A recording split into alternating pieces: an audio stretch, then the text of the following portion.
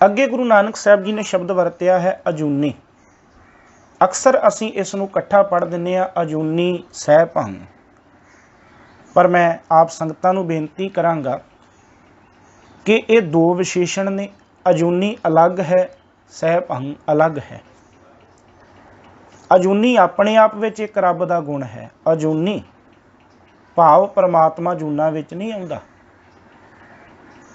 ਅਸੀਂ ਆਪਣੇ ਜੀਵਨ ਦੇ ਵਿੱਚ ਮਾਇਆ ਦੇ ਅਧੀਨ ਹੋ ਕੇ ਜੀਵਨ ਦੇ ਵਿੱਚ ਵੀ ਜੂਨਾਂ ਭੋਗਦੇ ਹਾਂ। ਆਪਣੇ ਜੀਵਨ ਦੇ ਵਿੱਚ ਹੀ ਵੱਖ-ਵੱਖ ਜੂਨਾਂ ਨੂੰ ਭੋਗ ਰਹੇ ਹਾਂ। ਮਰਨ ਤੋਂ ਬਾਅਦ ਅੱਗੇ ਜੂਨਾਂ ਭੋਗਣੀਆਂ ਜਾਂ ਨਹੀਂ, ਇਹ ਅਲੱਗ ਵਿਸ਼ਾ ਹੈ। ਪਰ ਅਸੀਂ ਇਸ ਜੀਵਨ ਦੇ ਵਿੱਚ ਹੀ ਕਈ ਜਨਮ ਭਏ ਕੀਟ ਪਤੰਗਾ, ਕਈ ਜਨਮ ਗਾ ਜ਼ਮੀਨ ਕੁਰੰਗਾ। ਅਸੀਂ ਆਤਮਿਕ ਮੌਤੇ ਮਰ ਕੇ ਇਸ ਜੀਵਨ ਦੇ ਵਿੱਚ ਹੀ ਕਈ ਜੂਨਾਂ ਨੂੰ ਭੋਗ ਰਹੇ ਹਾਂ। ਪਰ ਪਰਮਾਤਮਾ ਇਸ ਤਰ੍ਹਾਂ ਸਾਡੇ ਵਾਂਗ ਜੂਨਾਂ ਦੇ ਵਿੱਚ ਨਹੀਂ ਪੈਂਦਾ। ਪਹਿਲੀ ਗੱਲ, ਉਹ ਆਪਣੇ ਇਸ ਜੀਵਨ ਦੇ ਵਿੱਚ ਹੀ ਨਹੀਂ ਜੂਨਾਂ ਵਿੱਚ ਪੈਂਦਾ। ਦੂਸਰੀ ਗੱਲ, ਉਹਨੇ ਮਰਨਾ ਹੀ ਨਹੀਂ, ਤੇ ਮਰਨ ਤੋਂ ਬਾਅਦ ਵੀ ਕਿਹੜੀਆਂ ਜੂਨਾਂ ਵਿੱਚ ਉਹ ਪਏਗਾ। ਇਸ ਕਰਕੇ ਗੁਰੂ ਨਾਨਕ ਸਾਹਿਬ ਕਹਿੰਦੇ ਉਹ ਪਰਮਾਤਮਾ ਅਜੂਨੀ ਹੈ, ਉਹ ਜੂਨਾਂ ਵਿੱਚ ਆਉਣ ਵਾਲਾ ਨਹੀਂ।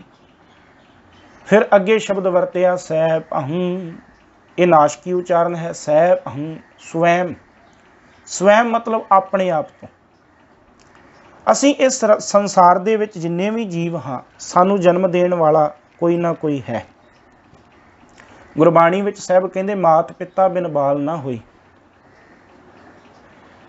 ਇਸ ਸੰਸਾਰ ਦੇ ਵਿੱਚ ਹਰੇਕ ਜੀਵ ਨੂੰ ਪੈਦਾ ਕਰਨ ਵਾਲਾ ਕੋਈ ਨਾ ਕੋਈ ਹੈ, ਪਰ ਉਹ ਪਰਮਾਤਮਾ ਜਿਹੜਾ ਹੈ ਉਹ ਸਹਿ ਭੰਗ ਹੈ। ਉਸ ਨੂੰ ਜਨਮ ਦੇਣ ਵਾਲਾ ਕੋਈ ਨਹੀਂ। ਉਹ ਪਰਮਾਤਮਾ ਨੇ ਆਪਣੇ ਆਪ ਹੀ ਜਨਮ ਲਿਆ ਹੈ। ਸਵੈਮ। ਉਹਨੂੰ ਕੋਈ ਜਨਮ ਦੇਣ ਵਾਲੀ ਮਾਂ ਨਹੀਂ, ਉਹਨੂੰ ਜਨਮ ਦੇਣ ਵਾਲਾ ਕੋਈ ਪਿਤਾ ਨਹੀਂ, ਕੋਈ ਆਕਾਰ ਨਹੀਂ। ਉਹ ਪਰਮਾਤਮਾ ਆਪੀ ਨੇ ਆਪ ਸਾਜਿਓ, ਆਪੀ ਨੇ ਰਚਿਓ ਨਾਉ। ਉਸ ਪਰਮਾਤਮਾ ਨੇ ਆਪਣੇ ਆਪ ਨੂੰ ਆਪ ਹੀ ਤਿਆਰ ਕੀਤਾ ਹੈ। ਆਪੀ ਨੇ ਆਪ ਸਾਜਿਓ, ਰੋਜ਼ ਹੀ ਪੜ੍ਹਦੇ ਹਾਂ। ਆਪੀ ਨੇ ਰਚਿਓ ਨਾਉ, ਆਪਣਾ ਨਾਮਣਾ ਵੀ ਉਹਨੇ ਆਪ ਹੀ ਬਣਾਇਆ ਹੈ। ਦੁਈ ਕੁਦਰਤ ਸਾਜੀਐ ਕਰ ਆਸਣ ਡਿਠੋ ਚਾਓ। ਜਿਹਦੀ ਗੱਲ ਆਪਾਂ ਕਰਤਾ ਪੁਰਖ ਵਿੱਚ ਕਹਿ ਕੇ ਆਏ ਕਿ ਉਹਨੇ ਸਾਰਿਆਂ ਨੂੰ ਬਣਾ ਕੇ ਸਾਰਿਆਂ ਦੇ ਵਿੱਚ ਵਿਆਪਕ ਹੋ ਗਿਆ, ਸਮਾ ਗਿਆ। ਦੁਈ ਕੁਦਰਤ ਸਾਜੀਐ ਕਰ ਆਸਣ ਡਿਠੋ ਚਾਓ। ਦੂਜੇ ਨੰਬਰ ਤੇ ਪਹਿਲਾਂ ਆਪਣੇ ਆਪ ਨੂੰ ਬਣਾਇਆ, ਆਪਣੇ ਆਪ ਨੂੰ ਜਨਮ ਦਿੱਤਾ, ਫਿਰ ਸਾਰੀ ਕੁਦਰਤ ਨੂੰ ਤਿਆਰ ਕਰਕੇ ਉਹਦੇ ਵਿੱਚ ਸਮਾ ਗਿਆ। ਦੁਈ ਕੁਦਰਤ ਸਾਜੀਐ ਕਰ ਆਸਣ ਡਿਠੋ ਚਾਓ ਸਹਿ ਭੰਗ। ਸਾਹਿਬ ਕਹਿੰਦੇ ਉਹਨੇ ਆਪਣੇ ਆਪ ਤੋਂ ਹੀ ਜਨਮ ਲਿਆ, ਉਹਨੂੰ ਜਨਮ ਦੇਣ ਵਾਲਾ ਕੋਈ ਨਹੀਂ। ਹੁਣ ਗੱਲ ਆ ਗਈ, ਜਿਹੜਾ ਪਰਮਾਤਮਾ ਇੱਕ ਹੈ, ਇੱਕ ਰਸ ਵਿਆਪਕ ਹੈ, ਜਿਹਦਾ ਨਾਮ ਸਦਾ ਕਾਇਮ ਰਹਿਣ ਵਾਲਾ ਹੈ, ਜਿਹੜਾ ਸਦਾ ਚੜ੍ਹਦੀ ਕਲਾ ਵਿੱਚ ਰਹਿਣ ਵਾਲਾ ਹੈ, ਜਿਹੜਾ ਸਾਰਿਆਂ ਨੂੰ ਤਿਆਰ ਕਰਨ ਵਾਲਾ ਤੇ ਤਿਆਰ ਕਰਨ ਤੋਂ ਬਾਅਦ ਸਾਰਿਆਂ ਵਿੱਚ ਵਿਆਪਕ ਹੈ, ਜਿਹਨੂੰ ਕਿਸੇ ਪ੍ਰਕਾਰ ਦਾ ਡਰ ਨਹੀਂ, ਜਿਹਦੇ ਵਿੱਚ ਡਰ ਨਾਂ ਦੀ ਕੋਈ ਹਸਤੀ ਅੰਸ਼ ਹੈ ਹੀ ਨਹੀਂ, ਜਿਹੜਾ ਵੈਰ ਭਾਵਨਾ ਤੋਂ ਮੁਕਤ ਹੈ, ਜਿਹੜਾ ਸਮੇਂ ਦੇ ਪ੍ਰਭਾਵ ਤੋਂ ਮੁਕਤ ਹੈ, ਜਿਹੜਾ ਜੂਨਾਂ ਵਿੱਚ ਨਹੀਂ ਆਉਂਦਾ, ਜਿਹਨੇ ਆਪਣੇ ਆਪ ਤੋਂ ਹੀ ਜਨਮ ਲਿਆ, ਉਹਦਾ ਕੋਈ ਮਾਂ ਬਾਪ ਨਹੀਂ। ਹੁਣ ਪ੍ਰਸ਼ਨ ਖੜਾ ਹੋਇਆ, ਇਹੋ ਜਿਹਾ ਵਡਮੁੱਲਾ ਪਰਮਾਤਮਾ ਮਿਲੇਗਾ ਕਿਵੇਂ? ਐਸਾ ਕੀਮਤੀ ਪਰਮਾਤਮਾ ਮਿਲੇਗਾ ਕਿਵੇਂ? ਤੇ ਗੁਰੂ ਸਾਹਿਬ ਨੇ ਸ਼ਬਦ ਵਰਤਿਆ ਗੁਰ ਪ੍ਰਸਾਦ। ਐਸਾ ਪਰਮਾਤਮਾ ਗੁਰੂ ਦੀ ਕਿਰਪਾ ਨਾਲ ਮਿਲਦਾ ਹੈ। ਐਸਾ ਪਰਮਾਤਮਾ ਗੁਰ ਪ੍ਰਸਾਦ। ਗੁਰ ਪ੍ਰਸਾਦ, ਇਹਨੂੰ ਪ੍ਰਸ਼ਾਦ ਨਹੀਂ ਪੜ੍ਹਨਾ। ਕਈ ਵਾਰੀ ਆਪਾਂ ਪੜ੍ਹਨ ਲੱਗਿਆ ਇਹਨੂੰ ਪ੍ਰਸ਼ਾਦ ਪੜ੍ਹ ਦਿੰਦੇ ਹਾਂ। ਪ੍ਰਸ਼ਾਦ ਅਲੱਗ ਅਰਥਾਂ ਦਾ ਹੈ ਔਰ ਪ੍ਰਸਾਦ ਅਲੱਗ ਅਰਥ ਵਿੱਚ ਹੈ। ਗੁਰੂ ਗ੍ਰੰਥ ਸਾਹਿਬ ਜੀ ਦੀ ਬਾਣੀ ਵਿੱਚ ਪ੍ਰਸਾਦ ਸ਼ਬਦ ਜਿਹੜਾ ਹੈ, ਇਹ ਆਪਾਂ ਦੋ ਰੂਪਾਂ ਵਿੱਚ ਵੇਖਾਂਗੇ। ਇੱਕ ਤੇ ਪ੍ਰਸਾਦ ਦੇ ਦੱਦੇ ਨੂੰ ਸਿਹਾਰੀ ਹੈ, ਇੱਕ ਪ੍ਰਸਾਦ ਦਾ ਦੱਦਾ ਮੁਕਤਾ ਹੈ ਜਾਂ ਔਂਕੜ ਹੈ। ਜਦੋਂ ਪ੍ਰਸਾਦ ਦੇ ਦੱਦੇ ਨੂੰ ਸਿਹਾਰੀ ਹੈ, ਉਦੋਂ ਤੇ ਅਰਥ ਆਏਗਾ ਕਿਰਪਾ ਰਾਹੀਂ, ਸੰਬੰਧਕੀ ਤੌਰ ਤੇ। ਪਰ ਜਦੋਂ ਔਂਕੜ ਨਾਲ ਜਾਂ ਮੁਕਤਾ ਆਏਗਾ, ਉਦੋਂ ਅਰਥ ਆਏਗਾ ਕਿਰਪਾ। ਵੈਸੇ ਬਹੁਤੀ ਵਾਰੀ ਔਂਕੜ ਨਾਲ ਆਇਆ ਹੈ, ਫਿਰ ਉਹਦਾ ਅਰਥ ਹੈ ਕਿਰਪਾ, ਗੁਰਪ੍ਰਸਾਦ, ਗੁਰੂ ਦੀ ਕਿਰਪਾ। ਪਰ ਜਦੋਂ ਪ੍ਰਸਾਦ ਦੇ ਦੱਦੇ ਨੂੰ ਸਿਹਾਰੀ ਆ ਗਈ, ਉਦੋਂ ਅਰਥ ਹੈ ਕਿਰਪਾ ਦੇ ਰਾਹੀਂ। ਸਾਹਿਬ ਕਹਿੰਦੇ ਜਿਹੜਾ ਪਰਮਾਤਮਾ ਐਸੇ ਗੁਣਾਂ ਵਾਲਾ ਹੈ, ਉਹ ਪਰਮਾਤਮਾ ਗੁਰੂ ਦੀ ਕਿਰਪਾ ਦੇ ਰਾਹੀਂ ਹੀ ਪ੍ਰਾਪਤ ਹੋ ਸਕਦਾ ਹੈ। ਉਹ ਪ੍ਰਮਾਤਮਾ ਸਾਡੇ ਜੀਵਨ ਦੇ ਵਿੱਚ ਗਿਆਨ ਦੇ ਰਾਹੀਂ ਹੀ ਪ੍ਰਾਪਤ ਹੋ ਸਕਦਾ ਹੈ। ਜੇ ਸਾਡੇ ਜੀਵਨ ਦੇ ਵਿੱਚ ਗੁਰੂ ਨਹੀਂ, ਜੇ ਸਾਡੇ ਜੀਵਨ ਦੇ ਵਿੱਚ ਗਿਆਨ ਨਹੀਂ, ਤੇ ਉਹ ਪ੍ਰਮਾਤਮਾ ਦੀ ਪ੍ਰਾਪਤੀ ਨਹੀਂ ਹੋ ਸਕਦੀ। ਇਹ ਵਿਚਾਰ ਸੀ ਗੁਰੂ ਨਾਨਕ ਸਾਹਿਬ ਮਹਾਰਾਜ ਜੀ ਦੁਆਰਾ ਉਚਾਰਨ ਕੀਤੇ ਹੋਏ ਮੂਲ ਮੰਤਰ ਦੀ। ਇਹਨੂੰ ਮੂਲ ਮੰਤਰ ਕਿਹਾ ਜਾਂਦਾ ਹੈ।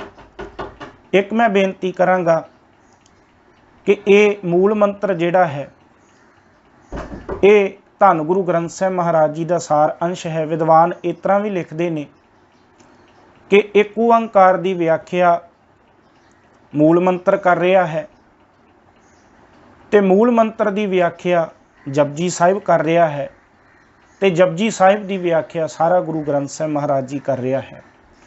ਇਸ ਕਰਕੇ ਅਸੀਂ ਬੜੀ ਬਰੀਕੀ ਦੇ ਨਾਲ ਬਾਣੀ ਨੂੰ ਸਮਝਣਾ ਹੈ। ਬੜੇ ਸੌਖੇ ਅਰਥ ਨੇ ਬਾਣੀ ਦੇ।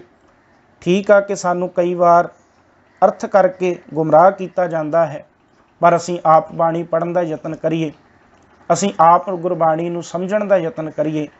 ਗੁਰਬਾਣੀ ਸਾਨੂੰ ਪ੍ਰਮਾਤਮਾ ਦੇ ਤੱਕ ਪਹੁੰਚਾਉਂਦੀ ਹੈ। ਇਹ ਪੌੜੀਆਂ ਨੇ। ਇਹ ਮੂਲ ਮੰਤਰ ਗੁਰੂ ਗ੍ਰੰਥ ਸਾਹਿਬ ਜੀ ਦੇ ਵਿੱਚ ਸੰਪੂਰਨ ਜਿਹੜਾ ਮੂਲ ਮੰਤਰ ਹੈ, ਜਿਹਦੀ ਅਸੀਂ ਹੁਣ ਤੱਕ ਵਿਚਾਰ ਕੀਤੀ ਹੈ, ਇਹ ਪੂਰਨ ਮੂਲ ਮੰਤਰ ਗੁਰੂ ਗ੍ਰੰਥ ਸਾਹਿਬ ਜੀ ਦੇ ਵਿੱਚ 33 ਵਾਰ ਆਇਆ ਹੈ। ਇਹਦੇ ਤੋਂ ਬਿਨਾਂ ਗੁਰੂ ਗ੍ਰੰਥ ਸਾਹਿਬ ਜੀ ਦੇ ਵਿੱਚ ਇੱਕ ਓੰਕਾਰ ਸਤਿਨਾਮ ਕਰਤਾ ਪੁਰਖ ਗੁਰਪ੍ਰਸਾਦ, ਇਹ ਵੀ ਸਰੂਪ 8 ਵਾਰੀ ਆਇਆ ਹੈ। ਗੁਰੂ ਗ੍ਰੰਥ ਸਾਹਿਬ ਜੀ ਦੇ ਵਿੱਚ 137 ਅੰਗ ਤੇ 220 ਅੰਗ ਤੇ 235 ਅੰਗ ਤੇ 242 243 ਅੰਗ ਤੇ 323 340 ਔਰ 345 ਅੰਗ ਤੇ 8 ਵਾਰ ਇੱਕ ਓੰਕਾਰ ਸਤਿਨਾਮ ਕਰਤਾ ਪੁਰਖ ਗੁਰਪ੍ਰਸਾਦ ਇਹ ਸਰੂਪ ਆਇਆ ਹੈ।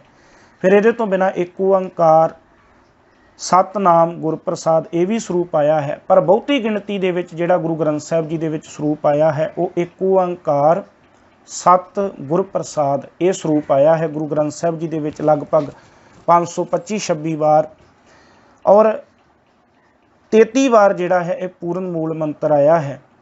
ਇਹ ਗੁਰੂ ਗ੍ਰੰਥ ਸਾਹਿਬ ਜੀ ਦੇ ਵਿੱਚ ਰਾਗਾਂ ਦੀ ਆਰੰਭਤਾ ਤੋਂ ਪਹਿਲਾਂ ਜਾਂ ਇੱਕ ਗੁਰੂ ਸਾਹਿਬ ਜੀ ਦੀ ਬਾਣੀ ਪੂਰੀ ਹੋਣ ਤੋਂ ਬਾਅਦ ਦੂਸਰੇ ਗੁਰੂ ਸਾਹਿਬ ਜੀ ਦੀ ਬਾਣੀ ਆਰੰਭ ਹੋਣ ਤੋਂ ਪਹਿਲਾਂ ਕੁਝ ਵਿਸ਼ੇਸ਼ ਬਾਣੀਆਂ ਤੋਂ ਪਹਿਲਾਂ ਇਹ ਮੂਲ ਮੰਤਰ ਭਾਵੇਂ ਸੰਪੂਰਨ ਰੂਪ ਵਿੱਚ ਜਾਂ ਛੋਟੇ ਸਰੂਪ ਦੇ ਵਿੱਚ ਆਇਆ ਹੈ। ਔਰ ਇਹ ਨਹੀਂ ਕਿ ਗੁਰੂ ਗ੍ਰੰਥ ਸਾਹਿਬ ਵਿੱਚ, ਮੈਂ ਇਹ ਤੁਹਾਨੂੰ ਬੇਨਤੀ ਕਰਾਂਗਾ ਕਿ ਇਹਦੇ ਤੋਂ ਬਿਨਾਂ ਜਦੋਂ ਕੁਰਾਨ ਦਾ ਜਿਹੜਾ ਆਪਾਂ ਸਰੂਪ ਵੇਖਦੇ ਹਾਂ ਤੇ ਕੁਰਾਨ ਦੇ ਵਿੱਚ ਵੀ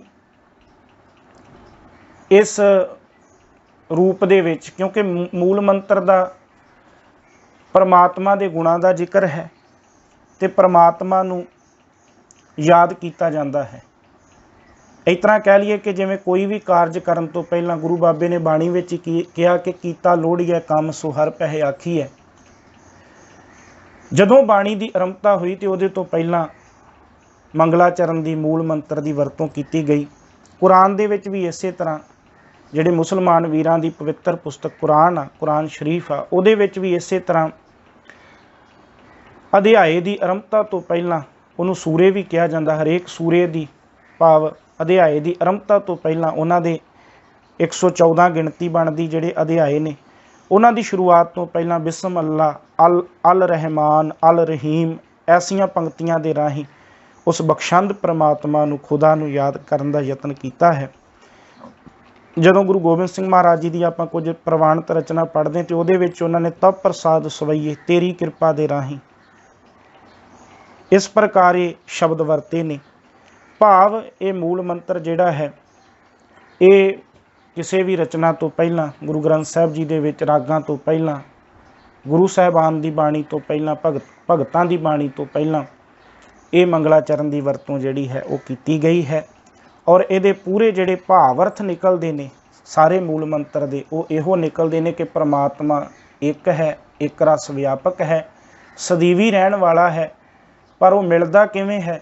ਗੁਰੂ ਦੀ ਕਿਰਪਾ ਦੇ ਰਾਹੀਂ, ਗਿਆਨ ਦੀ ਕਿਰਪਾ ਰਾਹੀਂ। ਤੇ ਗੁਰੂ ਗ੍ਰੰਥ ਸਾਹਿਬ ਮਹਾਰਾਜ ਜੀ ਦੀ ਬਾਣੀ ਸਾਨੂੰ ਗਿਆਨ ਦਿੰਦੀ ਹੈ। ਇਸ ਤੋਂ ਅੱਗੇ ਆਪਾਂ ਬਾਣੀ ਦੀ ਵਿਚਾਰ ਕਰਨ ਦਾ ਯਤਨ ਕਰਾਂਗੇ। ਇੰਨੀਆਂ ਕੁ ਬੇਨਤੀਆਂ ਪ੍ਰਵਾਨ ਕਰਨੀਆਂ, ਭੁੱਲਾਂ ਚੁੱਕਾਂ ਦੀ ਖਿਮਾ ਬਖਸ਼ਣੀ। ਵਾਹਿਗੁਰੂ ਜੀ ਕਾ ਖਾਲਸਾ, ਵਾਹਿਗੁਰੂ ਜੀ ਕੀ ਫਤਿਹ।